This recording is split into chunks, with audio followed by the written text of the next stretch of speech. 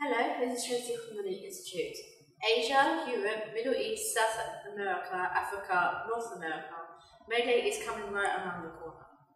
It is also named International Labour Day. When we were little boys or girls, we just cared about the vocation, but it's not its course. In fact, the day was created to memorize American workers who went on the strike for our system of labour on May 1st, 1886. The first time that Chinese people celebrated May Day was traced back to 1918. Now it's a stationary holiday in many countries except America that is the original of the festival. Today people just regard it as a holiday. The best choice of many people is to go on a journey during these days. So what's your opinion? That's all for today. See you next week.